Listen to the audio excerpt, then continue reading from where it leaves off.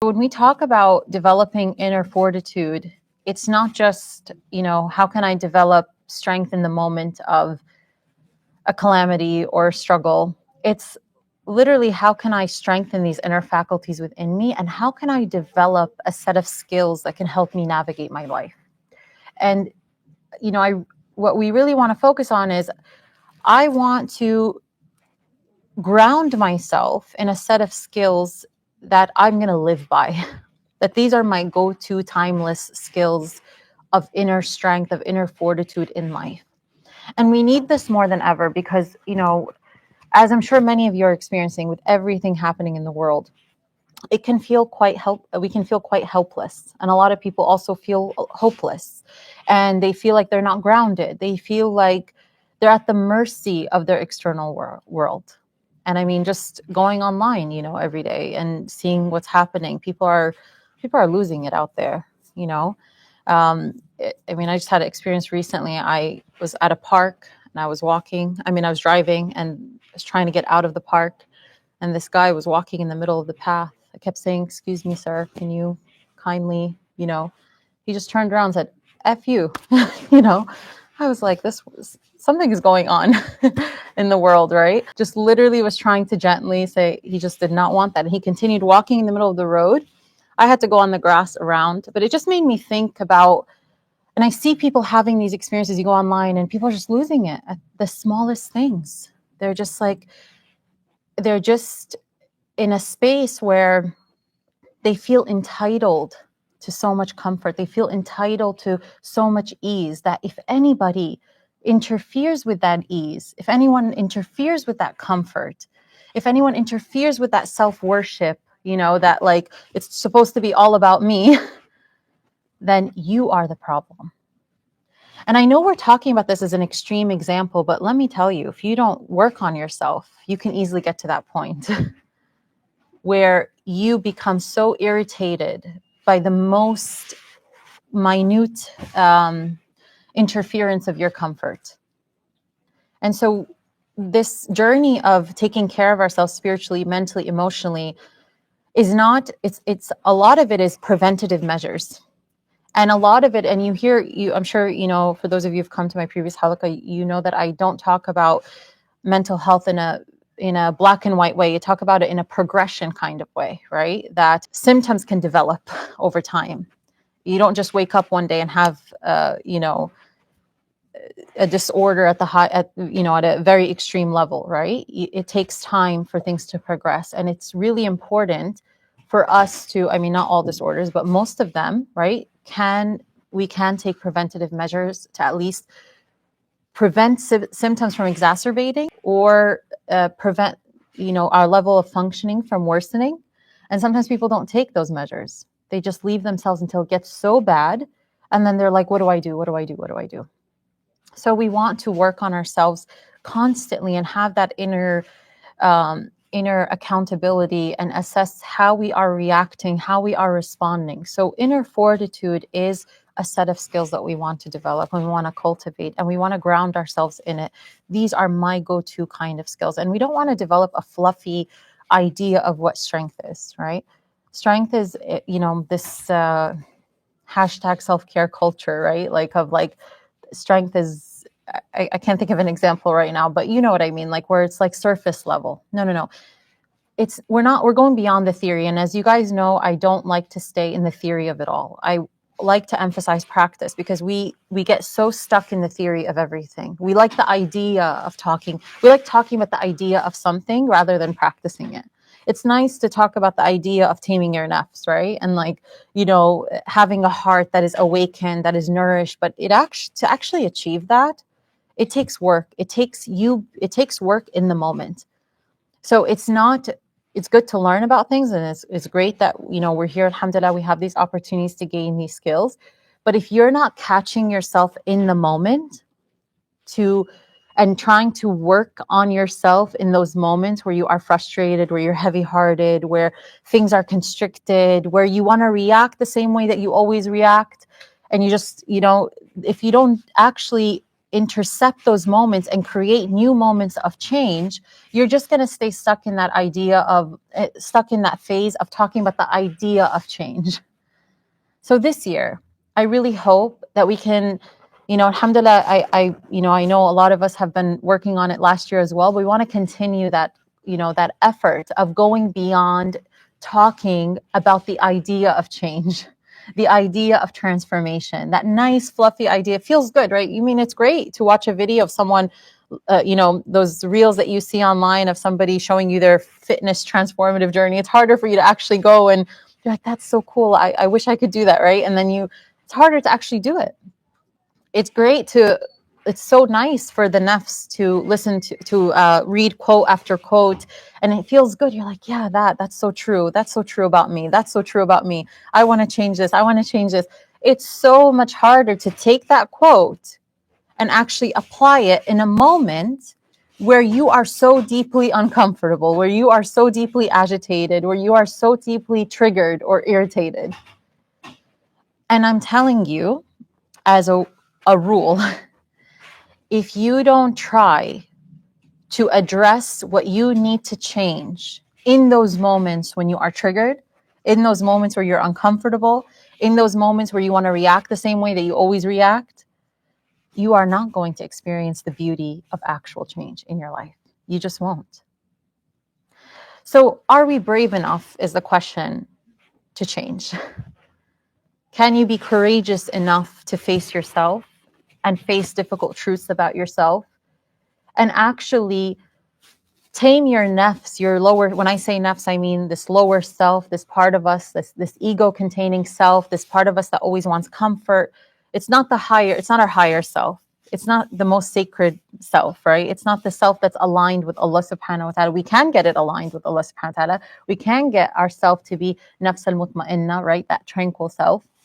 But really, when I talk about the nafs, I talk about it in terms of lower self, right? This part of us that we want to tame, this part of us that we want to overcome, right? And by accessing higher faculties within us, by accessing higher strengths within us that we experience in Ramadan, for example. What are you doing in Ramadan? You're taming your nafs, but you're accessing higher faculties within you.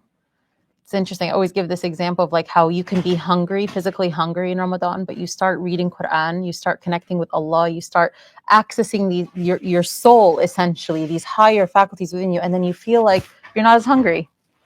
So there are these higher faculties, this part within us, this essence within us that was made for a higher world that is not from this lower world, as we say, right? And that needs its own prescriptions. And as long as you neglect that part of you, you will always feel misaligned. You'll always feel like something is off. So to develop this inner fortitude, you have to have courage. You have to actually be brave enough to face yourself, to face difficult truths about yourself, and to face yourself in those moments. Like I said, those moments where you're triggered, those moments you're uncomfortable. But you have to get to know yourself better. But how do we want to get to know ourselves? We want to get to know ourselves through a God-centered lens. Okay? And this is also part of inner fortitude. It's inner strength. Through what lens have I been viewing myself over all these years? And really defining who I am. Through what? Through who? Through the world, society, the changing trends, people that have come in and out of my life. Who have I defined myself through other than Allah subhanahu wa ta'ala? What have I defined myself through other than Allah subhanahu wa ta'ala? And it's basically getting to know your inner narrative, your inner story that you tell yourself about you, about Allah subhanahu wa ta'ala, about your creator, about your path, about your world. And everybody, by the way, has their own inner narrative. And it is this inner narrative that can really either promote our growth and our strength or promote our weakness and our feeling stuck and really not feeling like we're moving forward in life. But unfortunately, too many people, it's hard to face your inner narrative. It's so much easier to say, oh, I'm not moving forward because of this, because of that person, because this happened to me. And by the way, this culture that we live in, especially the way trauma and social media, like trauma and mental health is talked about a lot in the popular psychology world, it can create this narrative where it can promote this idea of staying stuck in that mode of blaming others for what has happened to you or where you are in your life. It can promote people staying stuck there, where that now they're just like, well, I am what I am because this happened to me. And that's where they stay. So they get into this mode of rationalizing and really figuring out why they are the way they are. And I think that can be useful. But if you stay there and you don't actually move forward, you don't actually now see how you can get yourself forward, and you just stay stuck in that place of, oh, it's this person's fault that I'm here. It's it's because of this has happened that I am feeling this way. That, if they don't go past that and they essentially stay in the past, they're not going to move forward. And we have to be careful of this, because I see a lot of these messages online, and I have a big problem with the way trauma is talked about in the social media world. A lot of times by people who are not clinically trained, right? And it's like become trendy. So as I'm talking today, I actually want you to be actively, first, as usual, as always, I want you to try to build the muscle of presence in these talks when you are listening, meaning what? That you remind yourself that the present is the most sacred space. And if you find your mind wandering off to the future, if you find your mind wandering off to the past, bring it back, because your mind needs to be present to serve your heart. The mind is the servant of the heart. If it's anywhere else other than the present, your heart can't be awakened to connect to what you're actually absorbing. So I encourage you to do that. But as I'm talking about inner fortitude, I want you to be actively thinking about your biggest challenges in life, your biggest areas where you feel stuck, where you feel like you're not moving forward, where you feel like things are not changing for you. It could be an emotion that you constantly have. It could be an experience that you constantly wake up feeling. It could be a reaction that you keep on having in your life. Every time this happens, you have the same reaction and you hate it. And it puts you in such a miserable place. It could be that, things are just not moving in just certain areas in your life. It could be a relationship. It could be anything, right? Conflict. I want you to be actively present with how this applies to your challenges in your life. Because that's how we grow. We look for one of you might listen to me and say, oh, this applies to this. Another one might listen and say, no, this applies to this, right? But you have to be actively engaged. You have to be in the moment to do this. So to develop inner fortitude, we're developing a set of skills and what I really like to call psycho-spiritual muscles, right? We have muscles that are in our body that are physical muscles, and we know that we need to build them consistently for us to be strong physically, right? We know this, makes sense, right? And we know that it doesn't take one time at the gym, it doesn't take 2 times, it doesn't take 3 times. You actually have to consistently show up to work those muscles for you to actually be somebody who's physically strong. And even if you did it for, let's say, a few months and you left it for 2 years, you might lose that muscle mass. So when we're talking about inner fortitude of the heart, of the mind, of the soul, we're talking about muscles that are psychological, that are spiritual, that we want to consistently build. Because our muscles are not just physical, they are mental, they are emotional, they are spiritual. And we neglect those muscles. I really think because they're not physical, it's so easy to neglect them. It's so easy to think we don't need to work on them. And it's so easy to think that we don't have to be consistent in them. It's so easy. Whereas physical muscles or, physical fitness, something you easily see, right? You notice maybe right away. But your neglect of your mental, emotional, and spiritual muscles and practices can also be seen, but many people are disconnected from them. They can be seen in the way you think. They can be seen in the way you interpret your struggles. They can be seen in the way you react. They can be seen in your limiting beliefs about yourself, about your life, your path. So it starts from our willingness and our intention. Let us set the intention that this is going to be the year, inshallah, that Allah helps us all break through these limiting beliefs, that Allah helps us become consistent in developing psychological and spiritual muscles, and that we won't neglect, that are going to be a part of our core lifestyle, not just something we do when we feel good and then we neglect when things are easy for us. Because you wouldn't do that with if you valued fitness, right? And fitness was something that you valued in life, you would not work out for a week and neglect it for 2 months, right? You wouldn't, because that's your lifestyle. And if you did function that way, then you cannot claim that fitness or health is your lifestyle, right? So when we claim, for example, that when we say La ilaha illallah, right?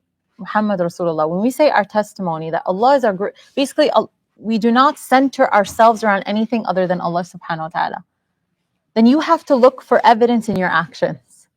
And if it's not there, then you are centering yourself around other things other than Allah. Because as I always say, we all worship something. And if you're not worshiping God, you're worshiping something else, because we know this in psychology. Every person's God is their highest value. And you either center yourself around the one who is the most worthy of you worshiping him, the one who created you, or you find yourself making other things your highest value, your desires, your ego, other people. So ultimately, we are making that choice, and we look for evidence of what we claim in our actions, or our actions give us evidence of what we claim, if it's true or not.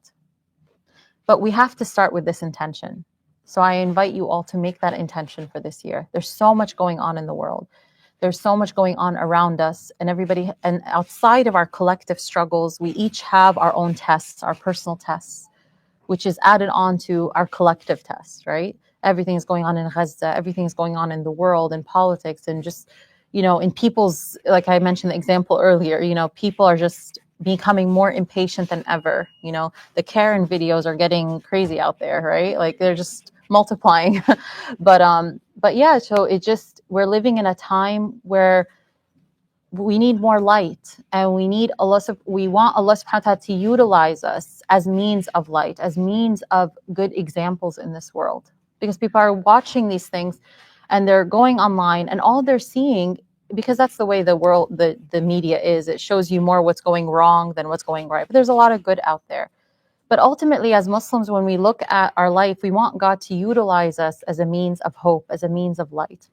But you cannot embody something or give others something that you do not actually embody yourself. You don't actually live by. You can never really exude something if you just know it up here mentally. You actually have to live by it. Your beliefs have to be reflected in your actions, in your reactions, in the way that you approach your own life. It's not about what you claim. It's not about what you say to the people.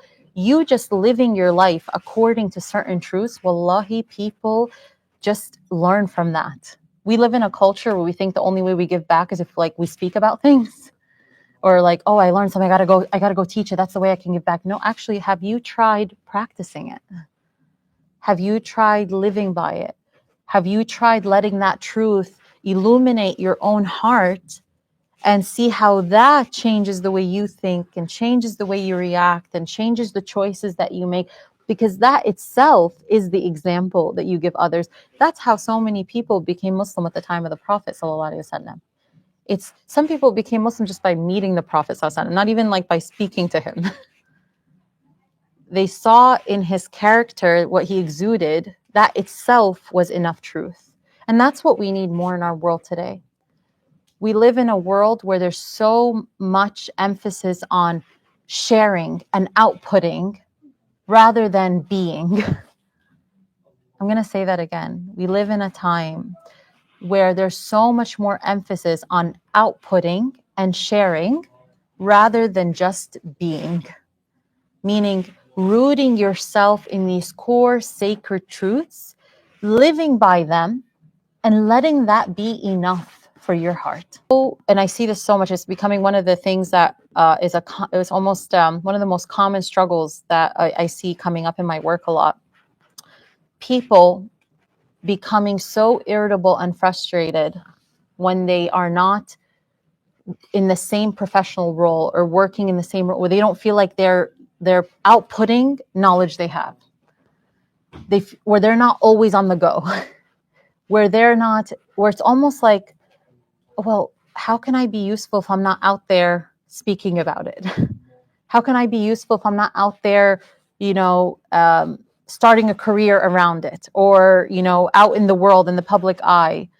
So many people have learned that their knowledge is not useful. Let's say if they're using their knowledge as a mom, if they're using their knowledge as a community member, if they're using their knowledge to embody, to serve their like the spaces that they exist in.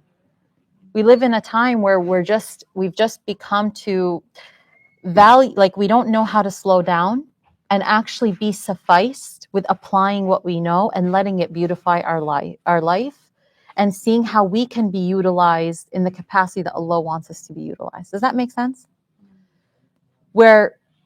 Essentially I'm saying is that for a lot of people, they've developed this rigid idea of what it means to give back, this rigid idea of what it means to be successful in life, this rigid idea of what it means to be used by God or utilized by God. And if it doesn't fit that idea, they actually feel like they're failing. And it's so deeply uncomfortable for them to slow down and to actually settle into those moments in life where they are just serving what is right in front of them and not trying to do it all at once. We're missing balance in our life, essentially. We think we have to do it all. And if we're not doing it all, then it's not enough. Then we're missing something. This is not a sign of strength, by the way. A sign of strength is not that you do it all.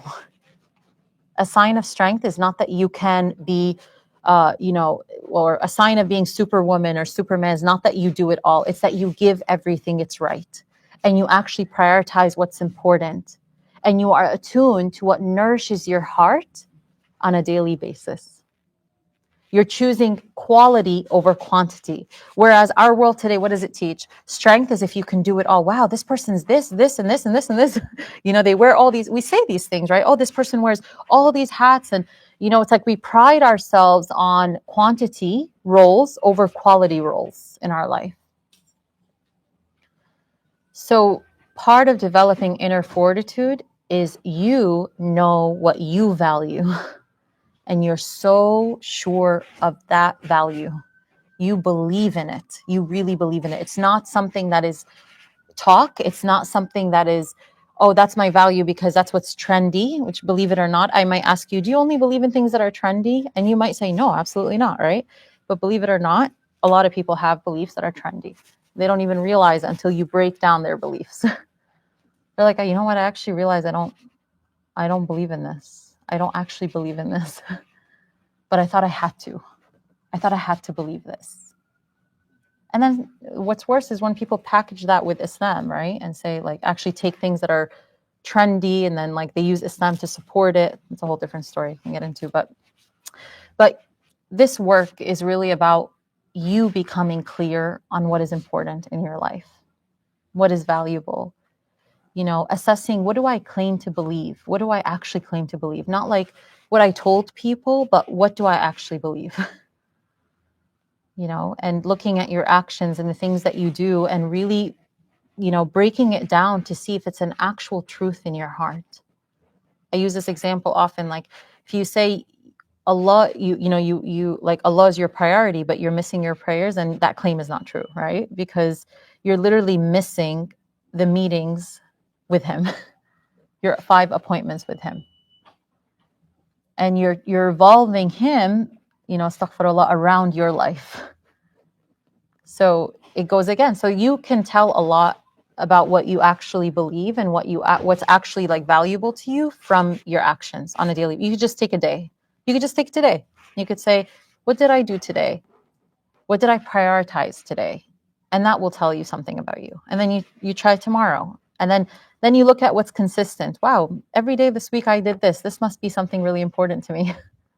So that is aligned with my belief that I care about this, right? And then, wow, I really wanted to do this, but I missed it. Why did I miss doing? Why did I not do that thing that I always claim? that I've been saying, oh, I really want to do this. You know how those, sometimes you have those things where you talk about, you're like, I really want to do this. I really want to do this. I really want to do this. And you say it all the time, but then you actually look at your actions. It's not there. It's like, why? And then someone says, why haven't you? And you're like, oh, because of this, which is again, like which is an example of a limiting belief, right?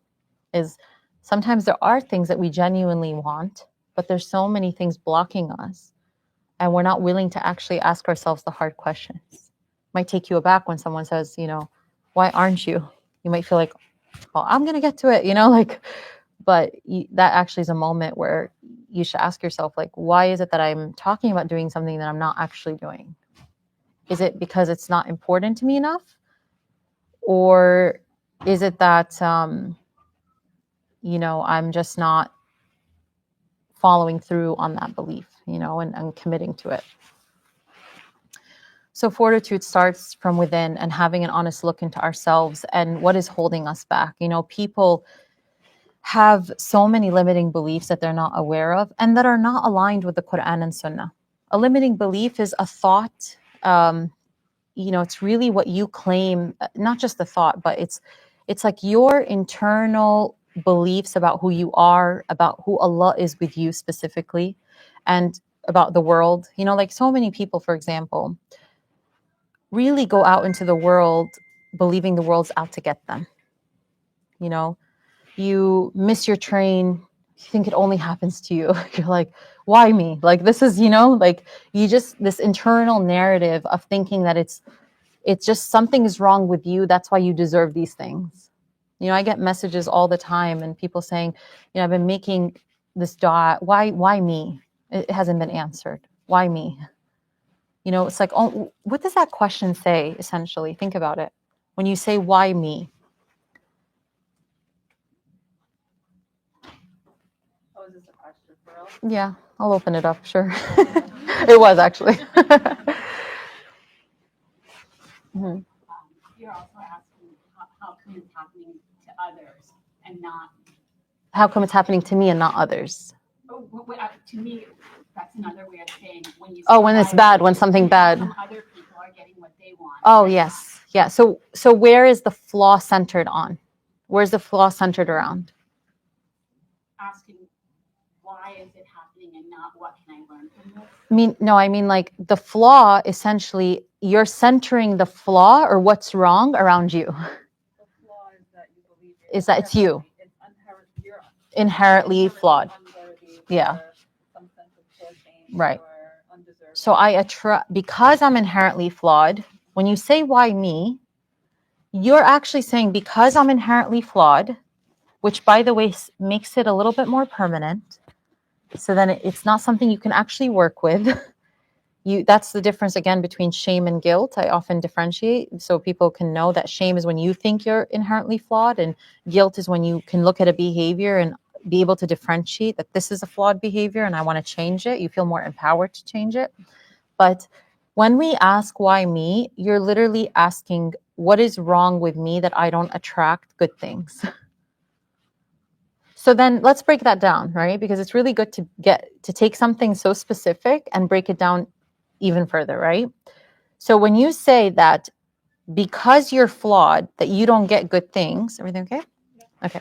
Because you're flawed, you don't get good things. What are you now? We've already identified what you say about yourself. What are you saying about Allah?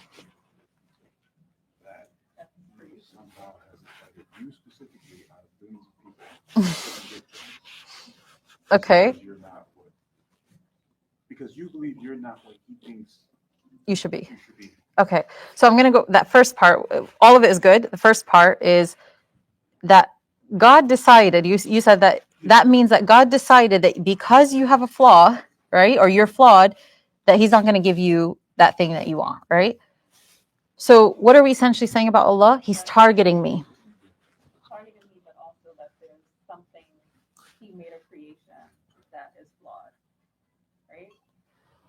Yeah, I mean, we all have flaws, right? But not in the sense, in the concept of shame is you feel like you're inherently flawed. There's no way around it, right? But then turning that, like making it about Allah is that Allah created me inherently inherently unlovable, and that's just Yes, you don't understand exactly. who Allah is. Then Yeah. you know that if you understand who Allah is, you know that that's not true. Yes. So when we have these limiting beliefs, we actually are not just claiming something about what's happening to us.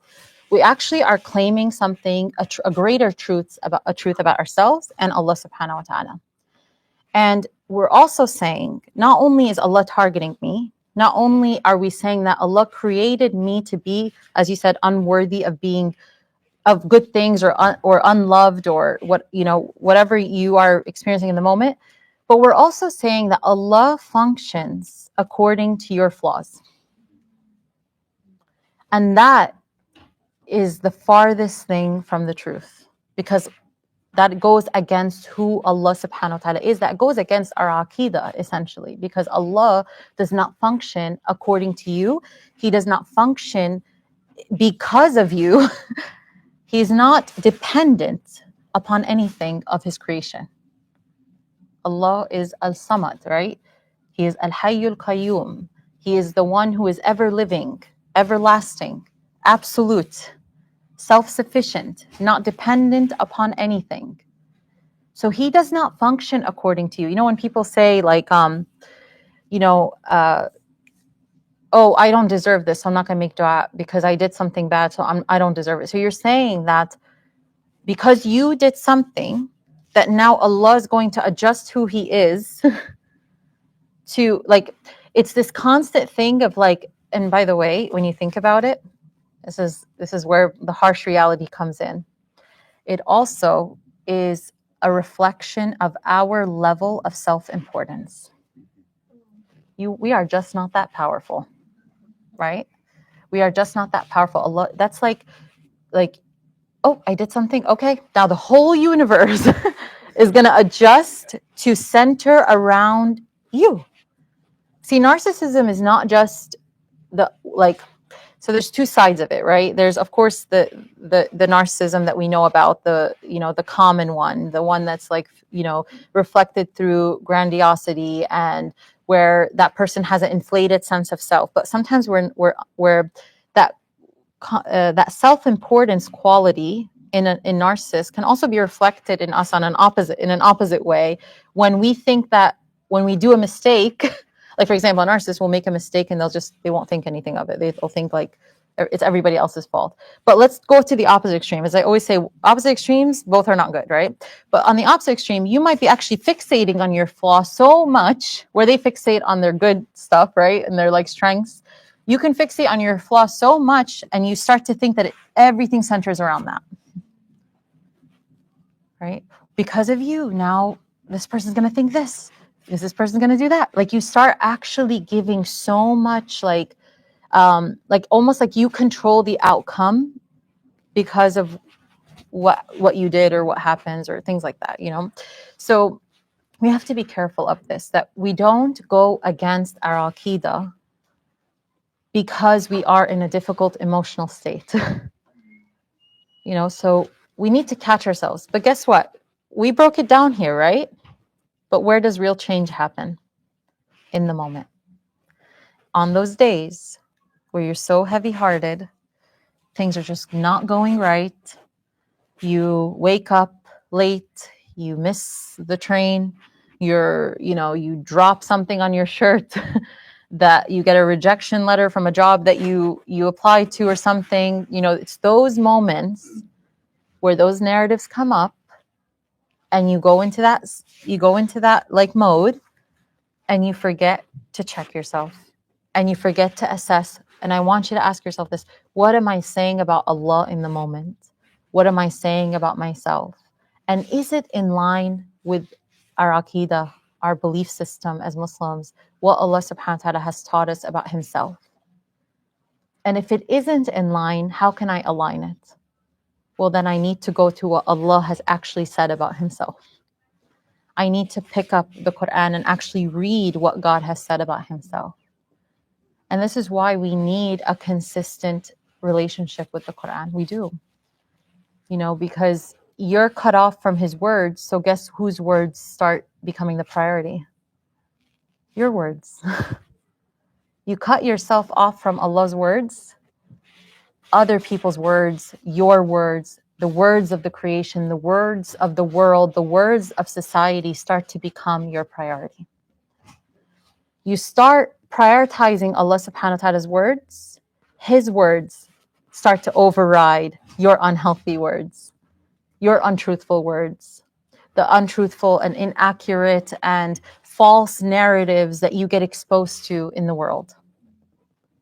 And you start to feel it so subtly in those little moments where you catch yourself quicker and you're like, no, Allah didn't say that. Allah says this, because it's so fresh in your heart. You're so connected. You catch yourself when you're about to react. No, the Quran changes you. It changes your mind. It changes your thoughts. It changes the way you think. It changes your emotions, your reactions. It changes how you function, how you carry yourself in the world. But you can only experience this if it becomes a consistent practice in your life. You're not going to experience this just by listening to me. You have to live it. You have to sit with the Quran when it's heavy. Let's say you've neglected it for a while and you start and it's so heavy. And you close the Quran and you feel like I still feel heavy. That's okay. You go again. You start again. You read it again. It's still heavy. You go again. You read it again. Okay, I felt a little shift. But then you go back to the world. Things get heavy again. You go back. Then that connection strengthens. It doesn't happen overnight. And that's the thing. Like, we think that when it comes to our inner fortitude on a psychological and spiritual level, that it should just come like that. I read Quran, I prayed, nothing happened. You don't apply that to anything else you're building in life. Whether it's your physical strength, your physical fitness, your physical health, your relationships, nothing happens overnight. Why give up on the most important thing you need to survive, to be strengthened, to be awakened, to be nourished? Why give up? And it's not a coincidence that shaitan will get you to give up on that and not anything else. You will take that same energy that you didn't want to expend on being consistent in your spiritual routine, and you will go and you will expend it in other areas, and most of it or some of it might not even give you a return. But you think that it has something in it for you because that's what he wants. He wants you to be deluded to think that has something in it for you. Go spend your energy. Energy is sacred. Energy is so sacred. You know, we only have a limited amount in a day, by the way. And if you're not intentional about it every day, like if you don't actually look at your day like, okay, my priority is I got to make sure my prayers are on time. I need the Quran. I need it. You see that it changes, right? Now I have to. I need the Quran. Okay, so when am I going to do that? I need to do my daily dhikr. I need to do this and that. Okay, I need to take care of my, let's say I need to go for a walk. I need to make sure I eat well so that I'm nourished, right? I need to make sure I honor my, relationships, make sure that I'm, showing up to my responsibilities. If there's only a limited amount of things that we can actually give our energy to. And you have to be intentional, especially in our time. I mean, we were talking about time earlier. The barakah in time is just becoming reduced and reduced and reduced. Time is just going by so fast. It's unbelievable, right? And we can all attest to this summer went by faster than last summer, and this year went by faster than last year. And just thinking about how October 7th is coming up, it's unbelievable, right? So more than ever, you actually have to fight for your time. You have to fight for where you spend your energy. You have to actually be so if there's anything that is worth being so cautious about, it's the sacred energy that Allah gave you. Because and you know yourself, by the way, get to know yourself, because for me, for example, if I know that if I don't go for a walk in the morning, the likelihood that I'm gonna have energy to go later is gonna reduce, right? So I'm like, okay, I learned this about myself, so I got to make sure that I use my energy for that. When you read Quran or you do dhikr in the morning after Fajr, it's just so powerful. It sets you for the whole day. So you just get to know yourself, and this is what I am capable of doing. This is my potential when I utilize my energy in a sacred way, and when I look at my energy as sacred. And then Allah gives you the days where you don't utilize your energy in a sacred way. It's because we learn things through opposites. And so we say, no, I want more of these days. And every time you have days like this, thank Allah, because Allah, when you thank Him, He increases you in that thing that you thank Him in. And you ask Allah, Ya Allah, please, keep me doing these things. Increase me in the ability to do these things, because my energy comes from you. My ability to do so comes from you. So ask Him for help to continue. I will stop here and take questions, inshallah. Yes. No problem. So when challenges and difficulties do come our way, I learned how not to think about it. So what you suggest should be kind of the narrative we think about to approach those difficulties in a self-centered way, in a way that doesn't kind of put the blame on Allah or think that we're target of Allah's pleasure. Yeah, it's the questions that I usually recommend asking is, instead of why me, you ask, what is Allah teaching me? What is Allah doing for me, not against me? Not just in this dunya, but in the akhirah as well, right? Like that's the thing, like fixating on just this world also can be very, can make our world smaller. And Allah wants our world to be bigger. And our own beliefs and our own narrative can really, and the questions we ask, like I am sure, just try this. The days where you're so constricted and so heavy-hearted, it's because you're asking yourself a question that is painful, a question that is against you and not for you. And then when you switch the question, I swear it changes you. You're like, oh, I was doing that to myself. You see, like tests itself come with pain, right? Because it wouldn't be called a test if it didn't come with pain. But what exacerbates our pain is our interpretation of it and the questions that we ask ourselves and how we're viewing ourselves. Really, like the way we view ourselves through the test is what makes it so much more painful. It's, what are we saying about myself? That I'm unworthy of this, or that doesn't happen to me, or this only happens to people like me if it's something negative, That's just like adding like bricks and bricks on top of yourself, like literally sinking yourself to the ground. But then you ask different questions and you feel that you're no, I'm actually a receiver of good. Which is actually a sign of a believer, right? That this is the characteristic of a believer. If something good is the affair of the believer, right? Always, like if something bad happens, they see the good in it. If something good happens, they see the good in it from Allah subhanahu wa ta'ala. They're always looking for what Allah is doing for them. And that's essentially it. But if you're only looking for what Allah is doing for you in this dunya, that also limits you.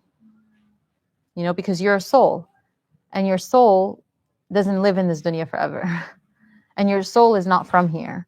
So if you're only looking to interpret what Allah is doing for you in a dunya way, you're actually denying the existence of your soul in a sense, because you're saying like, yes, I know, like this eternal part, you're just shutting it away. Whereas it's like it itself, the soul looks to what Allah holds for it in the world to come. Yeah. I thought I saw a hand. Yes, go ahead. Mm-hmm. How do you deal with the negativity from like a neighbor or somebody that you're working on yourself, but they're being negative? Yeah. Yeah. Imam Athawri, rahimahullah, he says, if you know yourself, you will not be shaken by what people say about you, essentially, right? Which, of course, varying degrees, right? Of course, can words hurt us? Of course they can. Words, there's emphasis in our faith on the power of words, right? And how to use good words. Why? Because we know words can hurt people and can break people. But I think one of the biggest misconceptions we have is that when we're working on ourselves, and listen to this, because this is something I learned in my path and also through the working with others, is that when people start working on themselves, they think that now it's going to attract good people. Now it's going to attract easy people. Now I'm not going to get any problems from people because I'm good. I'm working on myself. So it should be easy peasy. And it's actually the opposite. You start working on yourself and you find resistance. You find people who are disturbed by that. You find tests in life. And we don't even have to look any further than the Prophet ﷺ, the best, man to ever walk this earth. And he had people that said a lot of his own neighbors, people in his community said negative things about him, his own family, right? So we need to get rid of this notion that because we're working on ourselves, that it means I'm not going to actually experience negativity from people. But instead we want to look at it as I'm going to be tested with that. And my job is to root my understanding of who I am in my relationship with Allah.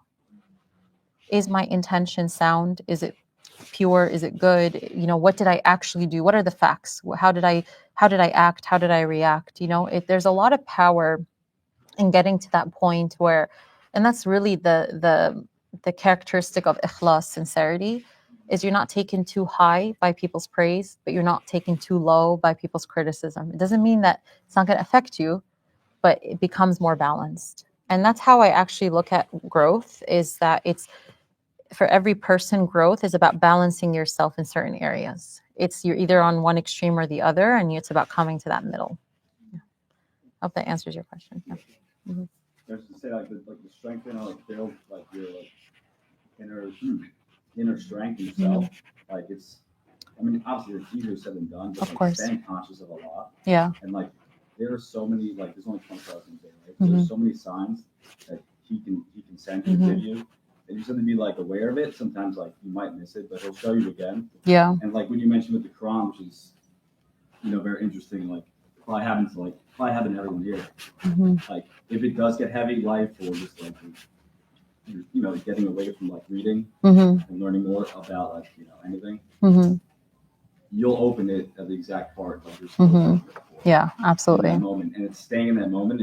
He's just reminding you. Yeah. That, if you're doing that, if you do sort of stray away, you have to look for the signs that kind of bring you back. Yeah, which it's a beautiful reminder, which goes back to your opinion of Allah, right? You actually believe that Allah's there for you to guide you in the moments that you are struggling, which is really powerful. So, I don't want to think of healing as this final destination that we're trying to get to, or Mm-hmm. Have this idea that I'm going to reach this state where I'm never triggered by anything, anybody in this world. Yeah, it's not real. That's just not realistic. Mm-hmm. But how do we practice grace and self-compassion to ourselves when we have those moments that Mm-hmm. where we've had a great stint of 15 days where we're just our highest self, and then a string of events happens and we're triggered and we're back to square one. And we're reading Quran and doing all the things, and we still don't feel great. How do we sit with some of those very uncomfortable feelings Mm-hmm. of dealing with rejection from jobs or whatever the case is? How do we extend grace to ourselves? Yeah, I think that in our culture today, we think that healing is a disconnect from our humanness, right? And the empowered person is a person who's not triggered. And again, I do see these messages, whereas actually you are going to get triggered, and you're going to have those periods where you're zen, and you're going to have those periods where you're able.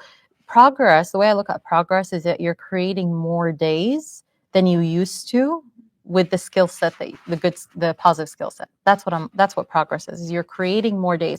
When I talk about choosing heart over ego, right? It's creating more days where your heart wins more victories than your ego, right? So whether it's anger, you're working on your anger. It's creating more days where you respond better to your anger than you did before. Whereas before, that was your go-to. Let's say that was your go-to reaction, right? A negative reaction every day. Now it's only once a week. Now it's once a month, right? That's progress. And progress is you having the ability to correct yourself faster. That's also a sign of progress.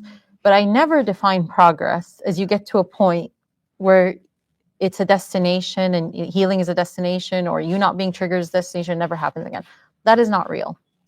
And when we study the seerah, you see so many examples of humanness. You really do. And I think we're so disconnected from that. There's a hadith, for example, where Abu Bakr radiallahu anhu and Umar radiallahu anhu, they got into a little argument, right? And Abu Bakr, he goes back and he sits with the Prophet sallallahu alaihi wasallam, and he notices, and the Prophet sallallahu alaihi wasallam notices that Abu Bakr was annoyed or upset. And so Abu Bakr tells him, me and Omar got into, a little spat, would you say, or argument, or like a tense moment. And I asked Omar to forgive me, and Omar refused. Okay. So Omar comes in and he sees the Prophet ﷺ, and he notices, like, from the Prophet ﷺ that maybe the Prophet is not too happy with him, So Abu Bakr sees this and he goes to the Prophet ﷺ, no, really, it was me. I was harsh with him. Because he doesn't want the Prophet ﷺ to be upset with Omar, right? But actually what Omar was doing was that after he refused, he went to Abu Bakr's house to because he regretted that he refused to forgive him. So he went to Abu Bakr's house to actually forgive him, and he didn't find him there. So he came to the Prophet. He came to find him with the Prophet ﷺ.